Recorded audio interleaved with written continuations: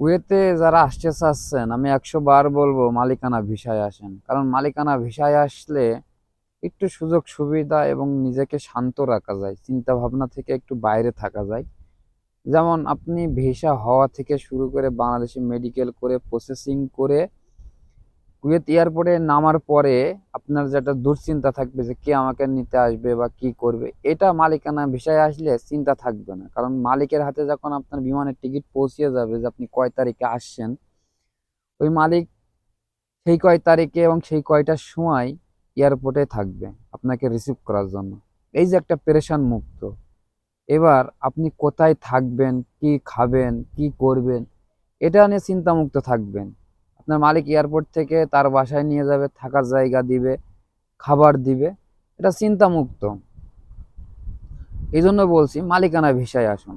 আপনার বেতন কম হোক, কিন্তু নতুন অবস্থায় আপনি যে মানসিক প্রেশারটা আপনার উপভোগ করা লাগবে, মালিকানায় আসলে একটু চিন্তা বা মানসিক প্রেশারটা একটু কম পড়বে। আর মালিক যদি ভালো হয়, আলহামদুলিল্লাহ আলহামদুলিল্লাহ।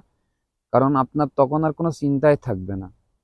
আপনি বাংলাদেশে ঋণগ্রস্ত হয়ে আসলেও আপনার যে মাস শেষে একটা স্যালারি আসবে, সেটা আপনি নিশ্চিত থাকবেন যে আমার স্যালারি অবশ্যই আসবে। এই নিশ্চিত থেকে তখন আপনি দেখবেন যে আসলে আপনার এই চিন্তাটা থাকবে না। আপনি লোনে আসলেও আপনার চিন্তা থাকবে না। এজন্যই বলি যে আপনারা মালিকানা ভিসায় আসুন। একটু সময় লাগলেও খুঁজে মালিকানা ভিসায় আসুন। আপনি মালিকানা ভিসা আসার পরে, পুরানো হয়ে যাওয়ার পরে আপনি দেশে যে যা খুশি সেই ভিসায় আসতে পারেন। কিন্তু প্রথম আসার পরে আপনার ভাষা বুঝতে সুবিধা হবে, কাগজপাতি করতে সুবিধা হবে, লাইসেন্স করতে সুবিধা হবে। টোটালি সবকিছুর দিক থেকে আপনার সুবিধা হবে। রাস্তায় চলাফেরা করে সুবিধা হবে, বা গাড়ির দুর্ঘটনা হলেও আপনার সুবিধা হবে, কারণ মালিক হ্যান্ডেল করবে। বা কোনো জায়গায় পুলিশে হেনস্থা করলেও সেটা মালিক হ্যান্ডেল করবে, যদি আপনি খারাপ পথে না যান। ঠিক আছে, এই জন্য বলি যে মালিকানা ভিসায় আসুন। কিছু কিছু সুবিধা নিতে হলে একটু কষ্ট করতে হবে। যেমন আপনি মালিকানা ভিসায় আসলে কি হবে, যে আপনাকে একটু আটকা থাকতে হবে, হয়তো বা বাসায় থাকতে হবে, মন চাইলে যেখানে সেখানে যাওয়া যাবে না, মালিকের কথা মতন চলতে হবে। কিন্তু এটা তো আপনারই সুযোগ সুবিধা হবে। কারণ কি, আপনি যখন ভাষা বুঝে যাবেন, চলাফেরা শিখে যাবেন, তখন আপনার জন্য একটা সময় অনেক সুবিধা হয়ে যাবে। এই জন্য মালিকানা ভিসায় আসা উত্তম।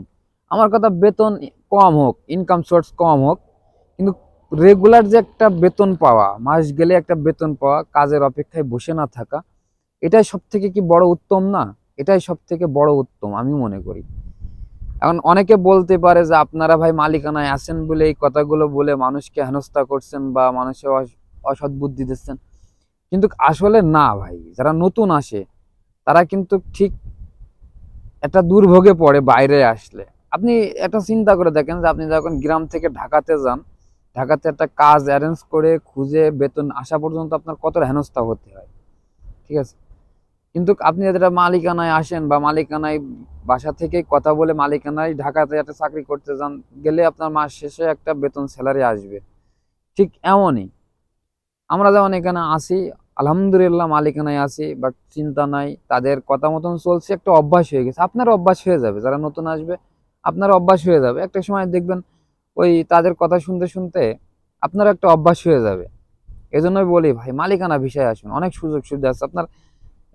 ১০০ বার বলবো, ড্রাইভিং লাইসেন্সের চিন্তা থাকবে না, কাগজপাতির চিন্তা থাকবে না, এদেশে এসে মেডিকেলের চিন্তা থাকবে না, খাবারের চিন্তা থাকবে না, থাকার চিন্তা থাকবে না।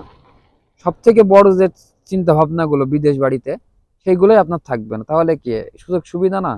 আলহামদুলিল্লাহ, অনেক সুযোগ সুবিধা। তবে মালিক ভালো হবে কি খারাপ হবে সেটা হচ্ছে কপালের লাক। কপাল যদি মালিক ভালো হয়ে যায়, তাহলে তো মনে করেন যে ব্যাস, আর দুনিয়াতে কিছু লাগে না। বিদেশ বাড়ি আপনার কখনো গায়েও জানাবেন, আপনি যে প্রবাসী সেটা আপনি বুঝতে পারবেন না। তো সবাই ভালো থাকবেন, সুস্থ থাকবেন, এবং প্রত্যেকটা প্রবাসী ভাইয়ের জন্য দোয়া করবেন।